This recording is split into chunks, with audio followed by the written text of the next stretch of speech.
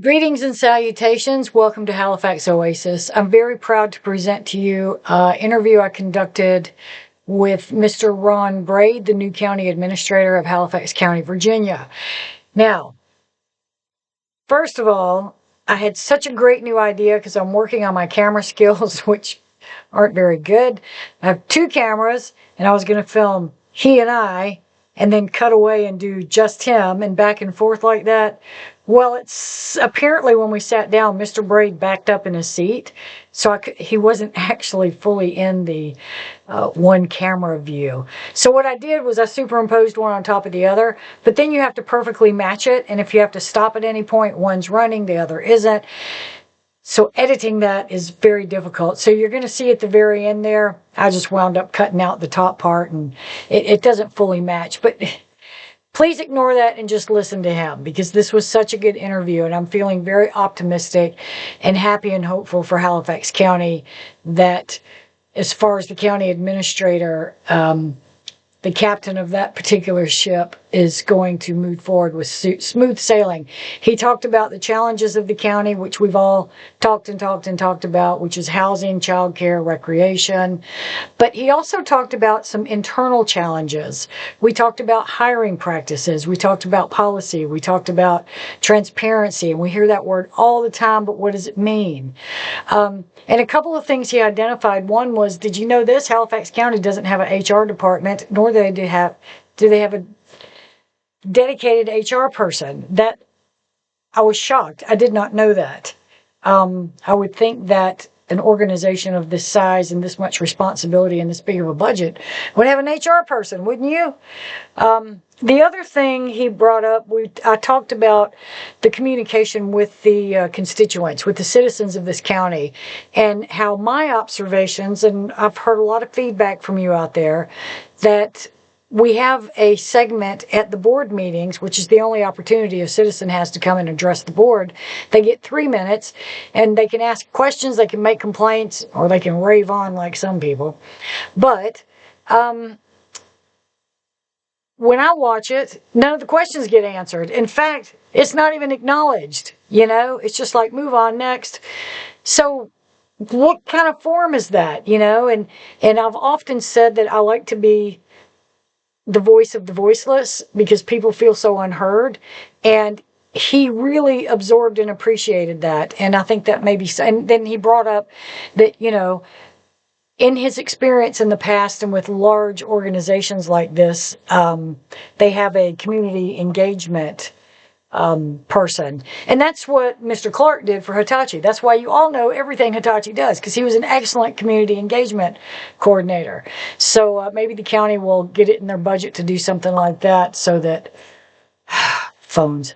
So that there can be better communication, because there's so much that goes on that you guys don't know anything about. And that's part of why I started this entire website, to get you access, videos, to bring you in on the process, etc. I think, so I'm very, very encouraged. This was a great interview. Please listen to it in its entirety. It's very long, so I'm splitting it into 2 episodes. I'm about to upload and publish the first half, and then I will do the second half. Regardless of the controversy or the rumors or whatever you want to call it in regards to his hiring, looking at his body of work, his past experience, his education, I feel, and hope you will too, that this is somebody that can do this job effectively and help bring Halifax County up to speed with some progress, and not these steps back that have been taken. And we also talked about the changing of the board in January. I feel very optimistic about that. I think there's going to be a lot of good changes coming, and he's ready to work with that and address it. And he's meeting everybody, ingoing, outgoing. But he's only been here 30 days, so I had to really kind of back off some of my questions, because it wouldn't be fair, because he's just acclimating, and I get that. But he's also committed to meeting with me and talking to us in the future, maybe even on a regular basis, once a month, once a quarter, whatever. in more details of what's happening and what's being done. Most of his background was he had a bunch in HR, but he had a lot in procurement, and he gave a really good explanation of what that does and how that operates and how all these pieces of the puzzles fit together. So that was really interesting. But I appreciate his time, and now let's move on, and no more from me. I hope you can send me some good feedback or however you feel about it, either way. Today we're joined by the new Halifax County Administrator, Mr. Ron Brade. This role comes with an enormous responsibility, managing the county operations, supporting the Board of Supervisors, and making decisions that affect every one of you, every resident of Halifax County. We're going to talk about committee appointments, third-party financial contracting, hiring, transparency, and the administrator's vision for Halifax County. So, thank you. I appreciate your time. I really Truly do. my pleasure. Okay, so first give us a little short bio about yourself. Yes. Well, I was born and raised here. Let's see. Went to Washington Coleman Elementary School, C.H. Friend Elementary School, and I was there at a time when kindergarten was at C.H. Friend, and then switched back to Washington Coleman and went back to C.H. Friend to finish out elementary school. So born and raised in South Boston. A lot of my dad's family is still here. My grandfather used to be the principal at Mary Bethune when it was still segregated at the time. So it's kind of interesting coming full circle, working here in this facility as my headquarters of sorts, knowing that my grandfather kind of walked these halls as a principal decades ago. So. So it's great being back home, and the opportunity to be here and to give back to the community that raised me is a unique opportunity that not a lot of people get over the course of their professional careers. So I consider that part of why it's unique a time for me to be here to support the community in the best way that I can to help it move forward. So. Okay, and tell me about your background as far as education and governance. Yes, so went to Virginia Tech for undergrad. My majored in liberal arts and science, which basically for me was 3 minors equal a major. So English, political science, and sociology. I went to George Washington University, where I got my master's in public administration with a concentration in procurement and contracting, because that was the first 15 or 16 years of my career. Over the course of my time working in the federal government, I also did about a 10 or 11 year stint in HR as a HR director at NASA Goddard Space Flight Center in Greenbelt, Maryland, and then I've also had other executive level positions within NASA headquarters. My last stint at NASA was in Silicon Valley in the San Francisco area. NASA has a facility there, and I was a COO for that facility for about a year, and that was during COVID. So I was kind of the point person to help develop, design, and integrate the facility's response to COVID at that time. Right. And so that would have been 2020. I retired from the federal government, went to work for the University of North Texas system. So that's a state government entity as their procurement officer. Tell me what procurement is for those who don't know. Buying services, buying things. And so if you think about it from a federal, state, local, it's probably not that different. Buying vehicles, buying supplies, buying services, so consulting services. At a university, it may be buying football and equipment for the athletic department in addition to other services for the university. Okay. So it could be research equipment, lab equipment for a university such as the University of North Texas, where they have professors in biology and chemistry that also need things like lab equipment. So forgive me if this is a simplistic question, but you would have to be pretty familiar with each of those departments, in order to do it, or do you rely on your workforce to give you the recommendation of what? I rely heavily on my staff. Right. But it also means that I needed to create an expectation that my staff has some level of intimate familiarity with the mission of the customers that they serve. Right. Because when you have an understanding of what their purpose is and then it is our job to enable our customers to be successful at their jobs. The better I understand the customer's needs, the better I can anticipate what that customer might need and when they might need it before the customer would even know. So, Gotcha. So that's part of my expectation here is that the better we understand our customers' needs and expectations, The customers being? the taxpayer, Right. the better we're able to support those needs. And we do that in working in collaboration with the Board of Supervisors and other entities throughout the county, like the Chamber of Commerce, the constitutional officers. We're all here to support the community as a whole. And so the better as employees that we understand our customers' needs, desires, and wishes, and that's typically conveyed through their supervisors who are elected by their constituents. Right. The better we're able to support the community as a whole and the Right. constituents. So just like you relied on departmental heads to give you the information to fulfill your job at its best, you'll do the same thing relying Yes. on the supervisors as if they were departments each for that particular district. Well, so yes and no, meaning the supervisors are in essence my supervisors. In essence, I have 8 supervisors, right? Mm. And so when I think about the role and responsibility of the Board of Supervisors, they're the governing body, just like Congress is the governing body. They are appointed or elected based on their constituents. And so I certainly engage, meet, and listen to what the Board of Supervisors, because they represent the taxpayers. Right. And so the distinction that I'm drawing is, say, my direct reports, department chairs or heads. I expect them to also have an understanding of what the various expectations are, and understanding of our customers. In a lot of cases, it may be firsthand.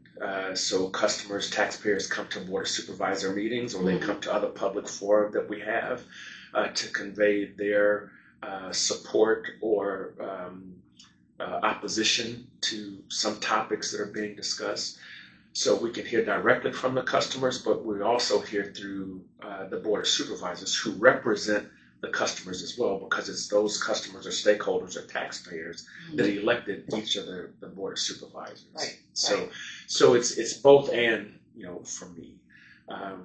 Yes, I do believe, because the supervisors have been elected, that they are motivated to listen to their constituents and advocate for their constituents. Likewise, I'm also expecting my direct reports to have a general understanding of what the tenor of our taxpayer base is interested in, what their concerns might be, and opportunities to increase our service delivery to the taxpayer, because a lot of them come here in this building directly, whether they're paying bills or getting permits and things of that nature. We're still supporting them through my direct reports and the Halifax County government. Okay, but what I'm kind of getting the gist of is that there's many pieces all over the place. Yes. As far as what's going to come to your plate to fulfill that need or make it happen, or however.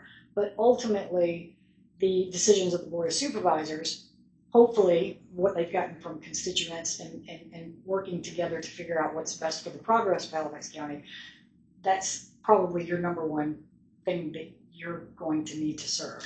Yes, because again, they serve as my direct supervisor. Right. So yes, we get information from a number of different sources. I certainly am not going to minimize the value of the feedback that I get from the board, but there are other data points out there to collect information too as well. Right. And so I kind of see it as my job and responsibility to try to collect as much information as possible. And to the extent that there are decisions that reside with me, to be fair about those decisions that I make, and those being in the best interest of the community as a whole. And yet there are still other decisions that are board decisions that they have to make. And so right now, being 30 days into the job, it's a dance, and I'm basically trying not to step on anyone else's toes in the process as I'm trying to understand and have a different level of appreciation for the decisions that need to be made, which of those decisions may be board decisions versus which decisions may be my decisions, and again, execute my job on as best I can for the sake of the community as a whole. I will never completely satisfy everyone, right? But it's my desire to serve this community as best as I possibly can to help it move forward, because that's where I get the sense overwhelmingly that people want to move forward. Yes, I would agree with that. Okay, so well, we were doing bio, but I didn't ask you about family. Yes. We have to add that to your bio. Yes. Do you have children? Yes, I have three children. Okay. All young adults at this particular point. My oldest daughter, Bianca, went to Hampton University.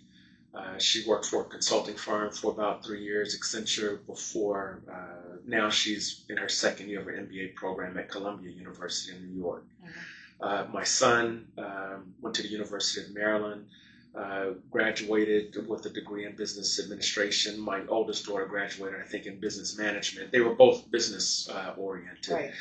And so he right now is playing football for the New York Giants. Last year was with the Ravens. And so my wife and I, she makes most of the games. I've only ever missed one game in his total time playing football, even as a kid. Right. When he was 5 years old. So, and then my youngest daughter is majoring in nursing at Hampton University. So she's kind of stepped out doing her own thing in a very different field compared to my older two. But is in her freshman year at Hampton University and is doing extremely well academically. And I wouldn't be surprised if she's in some type of leadership position at Hampton by the time she graduates as well. So, what does your wife do? My wife is the Chief Operating Officer for Howard County Library System. Howard County, where's that? Is in Maryland, Columbia, Maryland. Right, okay. Yeah. So to some degree, that's the community that she grew up in. Mm-hmm. So her dad was an officer in the Air Force, stationed at Offutt Air Force Base in Omaha, Nebraska when she was born. Mm-hmm. And when he retired, he relocated to the D.C. area, took a job as an engineer working for the Housing and Urban Development HUD in D.C. And so the family relocated to Maryland. And so I think when my wife was probably in the third grade is when they moved. So she's been a Howard County person kind of through and through almost since birth. But the role that she has now working for the library system is an opportunity for her to give back to the community that raised her as well. Right. Is she working remote or? No, she's still in Maryland. So I'm the commuter. Oh, so I come here during the week. Like this morning, I got here at 4 a.m. In the morning. My son's team played in Detroit last night. So I drove through the night. We flew to BWI. I dropped my wife off at the house. I drive to South Boston. I got here at 4 a.m., get up at 7:30-ish, and come into work. Is that going to be sustainable? Because that sounds like an awful lot. It is a lot of travel, but that's been the last 6 years of my professional life. Right. Yes. Gotcha. So when I worked in California, the agreement that we had is that I would come home every weekend, and NASA was paying my travel costs in order for me to commute from San Francisco, and that it can wear on you after a while. But when COVID happened, I couldn't fly home every weekend. So, but I did drive cross country twice during COVID to come home. So, but when I was in Texas and Dallas area. Beginning of COVID, it was probably more like the end of COVID, so I probably drove home maybe 2 or 3 times while I was in Dallas before COVID. We got in the post-COVID era, right? And I started flying back home as well. So, and then in New Orleans, I was flying home almost every other weekend outside of football season. Football season, we were wherever my son was playing. So, right. Yeah. So for the last 5 or 6 years, I've been commuting. Do you envision her maybe retiring from the library, moving here, or anything like that? Maybe. You Or know, y'all just don't think about it yet. well, that's not a conversation we've had because my youngest is just, getting into college. So we're empty nesters now for the first time. But, my wife has done extremely well in her own professional career. And having the opportunity to come back and work in this capacity in the community that raised me, I can appreciate her having the opportunity to work in a community that raised her. Right. And so we'll make the commute work until it doesn't, and then we'll reassess as time goes on. But it's been the last 5 or 6 years, so we've kind of gotten used to it. Oh, I don't know if I can do that. Yeah, got a lot of frequent flyer points with Southwest. I would say so. Yeah, I have a lot of Okay, so my first question was for people who don't understand the job. How do you define it? Now you've explained a lot about procurement and staffing. Is there anything to add so that people can just understand, like just a job description? Yeah. Well, so I would probably kind of characterize it as, the different functions. We have our finance department, which certainly has a role in making sure that keeping accountability of the tax dollars. We don't collect the revenue because there's a constitutional officer that is responsible for that. But we do certainly facilitate the development of a budget. And so each year we'll send out guidance to the various stakeholders, meaning the department heads that report to me, as well as the constitutional officers as well. Tell me some of those department heads real quick. Dietrich Beasley over the permits. The name of the department. Yeah. So you got zoning, permitting. Zoning, permitting, inspections, building inspections. We have director of finance. We also have the animal control. Okay. I understand. There are probably a couple of others out there. Yeah. Okay, so they all need to prepare their budgets and give them to you for approval. Correct. So I don't approve. Basically, they will provide the budget, submit their budget to us, but then ultimately we present our budget to the finance committee and the board of supervisors for approval. Okay. So it's kind of like, again, the House of Representatives. Right. All of the government agencies put a budget request together and they submit that to the president, and then the president basically, the House is the one that kind of dispositions the president's budget request. And if there's something that's not going to be approved, who does the disapproval? Would that be the board? That would be the board. Gotcha. That would be the board. Now, it is also possible, though, that as they submit their original budget request to me, and it's less likely the case to be with constitutional officers, because they're elected officials as well. So we're just a pass-through, for the most part, for their money.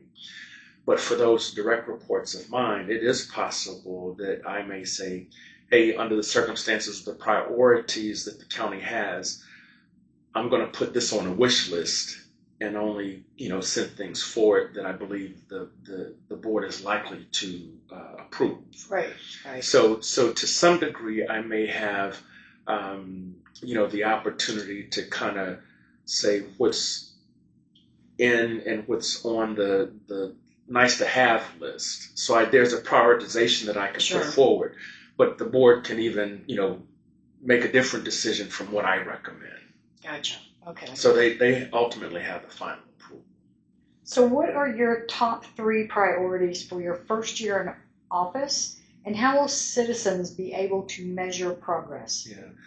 So I would say the top 3 priorities that I have gleaned from being here for 30 days at this particular point would certainly be housing, child care, and then quality of life. Define quality of life for me. Park and rec type of activities, the fact that we don't have public swimming pools.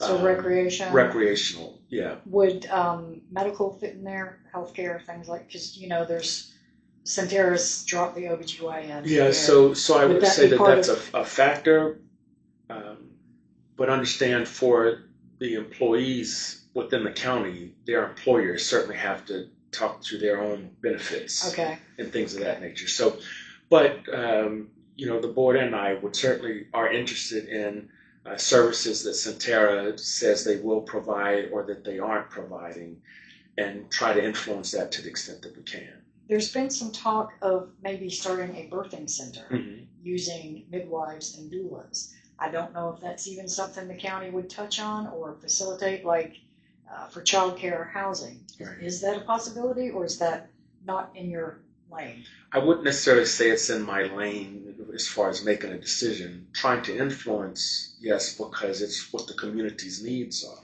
Yes, yes. And so to try to be in a position where I can try to influence or advocate, yes. So if you can't be, as the board or as Mm-hmm. administrator, be a decision maker or a beginner of a specific thing the community needs, you will try to do the research and build the foundation to get it done by someone else. Is that what you're saying? So this is going to be an example of the I don't know, because Okay. this is, I'm just getting here. And so I'm still trying to get my arms around the full scope of not only my job, but also what the needs of the community are. Right. And so that's kind of where I'm not exactly sure at this particular point where the final decision resides. But if it's something that Centera, indicates that they aren't providing a service, then I think it's up to the board and myself to have discussion about, how do we close that gap? Yeah, because there's the comprehensive planning committee, Mm-hmm. and they have great ideas. They're talking about a recovery center or something at this part. Yes. But that's what I think what I'm asking you is, how deep of a reach do you and the board have into that? Right. Or is it an influential thing? But you're saying you don't quite I'm have not the grasp of it exactly, yet. That's exactly, fine. Okay. Exactly. Okay, cool. Now, so measuring the progress is really something you can't answer at this point either, because you've got to get a grasp on Right, these. right. Okay. But I will say, though, philosophically, as a manager, that which gets measured gets done. Mm. And so accountability is important for me. And it's, I think, reasonable for the taxpayers to recognize and expect that there's progress that is being made. Yes. I think that there are times when we may not necessarily understand how the sausage is being made, but that at the end there is sausage, right? And so and communication along the way. That's right. Of That's the progress right. of the That's sausage. right. That's right. That's right. That's right. And so I do see that as an opportunity for us to work collaboratively to try to communicate a little bit more effectively with the community about what's happening in cases where there may be delays, what may be contributing to those delays. But I don't know that there's necessarily 100% transparency, but I do believe you're more transparent than that we aren't transparent. And so I'm certainly advocating a higher level of transparency than not. Okay. It's just that it won't be 100% transparency. Okay. Let's talk about these committees, because there's, I think, 15 or more committees under the board's, I was going to say tutelage, that's probably not the right word, but, and as I've shared with you, I've been to many board meetings and I don't really see reports. They all seem to have an important function. So how do you plan to work with these committees and ensure they're effective? Right. Well, so I think there is the question of scope and responsibilities of some of the committees. For some, it's probably a little bit easier to understand what their scope and responsibilities are compared to others. But the committees, as I view them, are basically a way for the board as a whole to understand the more detailed specifics around particular areas or topics of interest that affect the county. And so you have your finance committee. They are more inclined to dig deep into the budget and understand a lot of the puts and takes in the budget before it gets to the larger board for final disposition. So it is my responsibility, I think, to facilitate the dialogue between the county, the government itself, as well as the board, so that the board is in a better position to make decisions on behalf of the county as a whole. So, who appoints the committee members? As I understand it, the board is involved with that. So the new chair, if that isn't Mr. Claiborne going forward, the chair would be responsible for those appointments. And I understand that they do that in collaboration with the board as a whole. They may or may not ask for my feedback and input on which board members should be on which committees, but certainly I would avail myself to that if they solicit my input on. And logically, shouldn't experts for each area be on that committee? Like, if there's an airport committee, you want people who are involved in working at the airport. I'm just saying that because some of the committees, like for example, we have one called Henrietta Lacks. I've tried for 2 months to figure out what the committee is. There's like one or two board members on it, and that's it. Right. So and on my website, I'm in the process of listing all the committees and getting all the members on them, trying to do that to figure out how.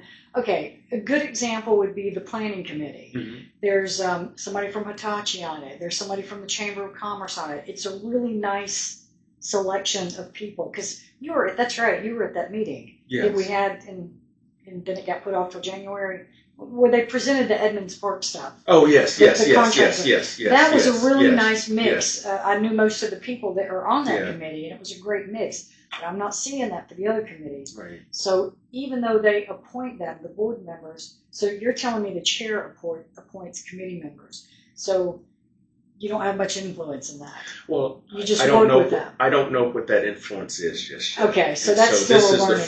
This will be the first cycle for me.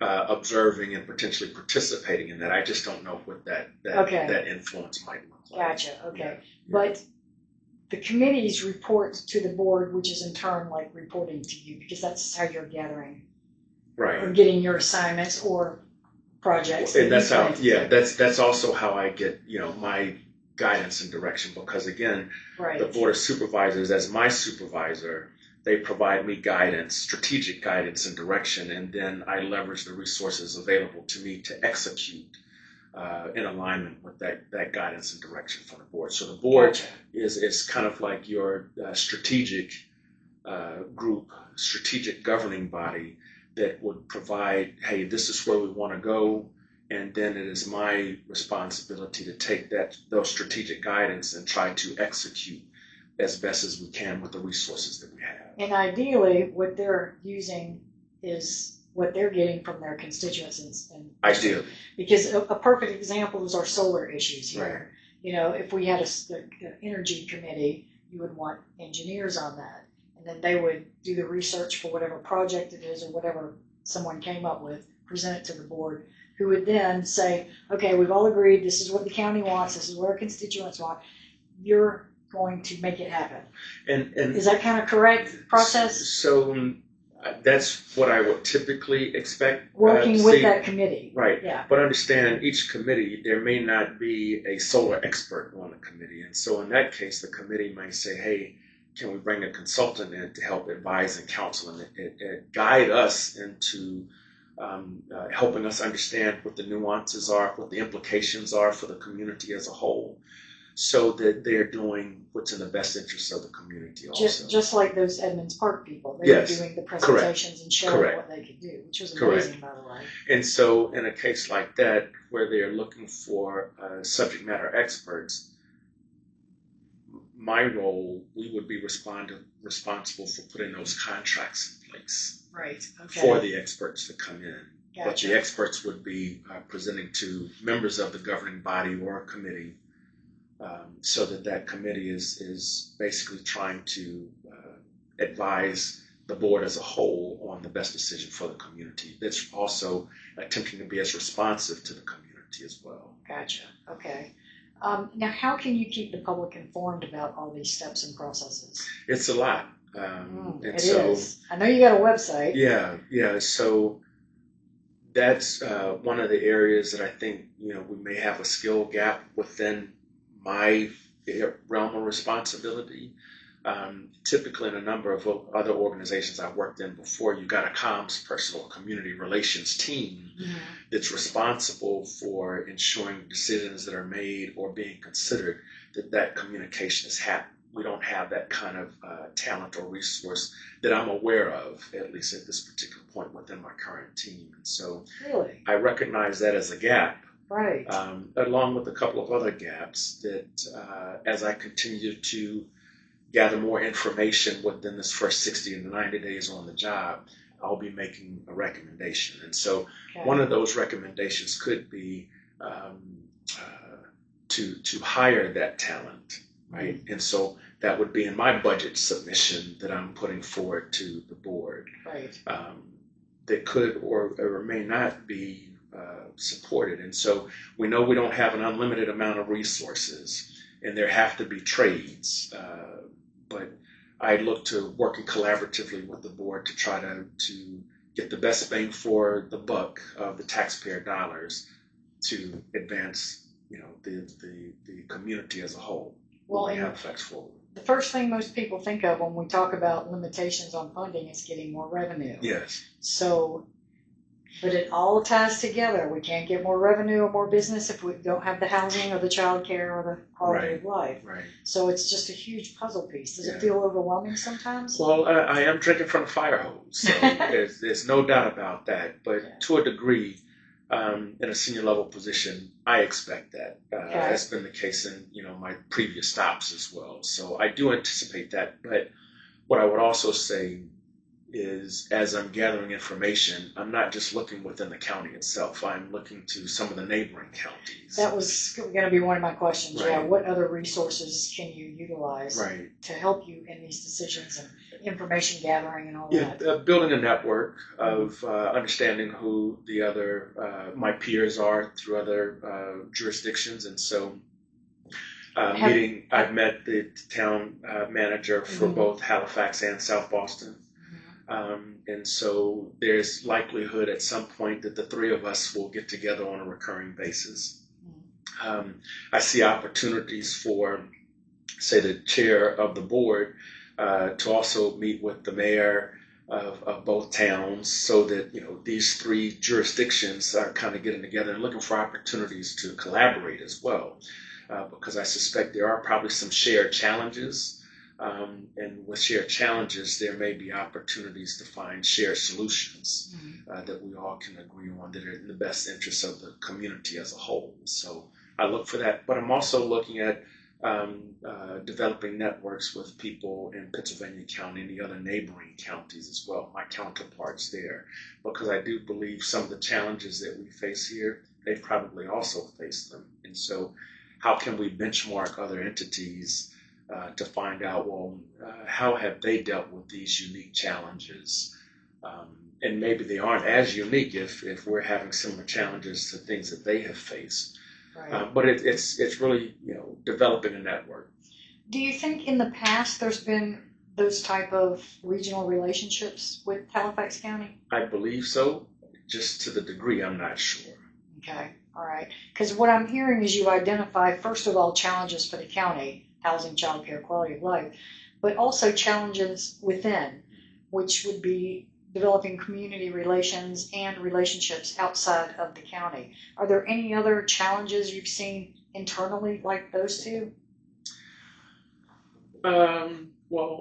So I don't know that we have a dedicated HR professional within the county, and so that really shocks me. Yeah. Well, sometimes when you have, let me say it this way. Larger organizations tend to have more resources that they can dedicate or set aside for a dedicated resource in HR. And so that expertise, we don't have depth in it right now. And I think that it may be worthwhile to explore having dedicated resource there. But again, we got a lot of needs and a lot of requirements and not the resources to bring to fruition every need that exists to solve. But HR is kind of foundational, don't you think, because of policy? There are some basic things that we can do, yes, and there is a guide that's there as well. But a guide alone does not necessarily help you with certain things like discipline or removal. We can go to attorneys, but there's an expense there, and so typically if you have a strong HR business consultant, they can help guide you as opposed to you reacting because someone did something that in the absence of having a subject matter expert, you may be able to avoid certain potential pitfalls and potholes along the way. So, but HR, procurement, people are kind of doing procurement as another duty as assigned. And so I've had a decade in HR experience, so I know what good HR looks like. I've had a decade and a half of procurement experience, so I know what good procurement looks like. And I realize that we don't have an unlimited amount of resources, and so we're trying to execute and get things done as best as we possibly can. Right. So these are things that, again, I see as potential, I see as gaps.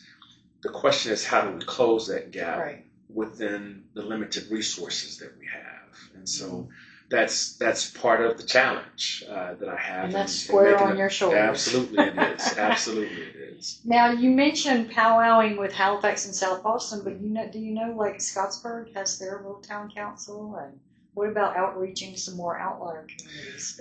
So I do consider myself as one to build bridges. And so I welcome those opportunities. This is what I've noticed within my first month on the job. And so I want my orientation is to try to engage, any and all. Eventually, bring all of those communities. So I don't rule out those communities as well, but that engagement may look a little different from the South Boston Halifax engagement and collaboration. Sure, but I feel like something reaching out because they feel voiceless. And we don't want anyone in this county to feel voiceless. Correct. And because the more they feel heard, the more they're going to want to interact and engage and be part of the success and not part of the negativity that happens when people aren't informed or don't feel heard, quite frankly. How do your children feel when they feel like daddy's not listening? Yeah, well, it's the same thing. I completely get it. And I think that there's also, along those lines of sometimes I've been in situations where someone would say, you didn't hear me, but I did. We just disagree with what the solution is, right? And so there's that balance as well. So it is my intent to hear, but it's not like I've got enough time in my calendar to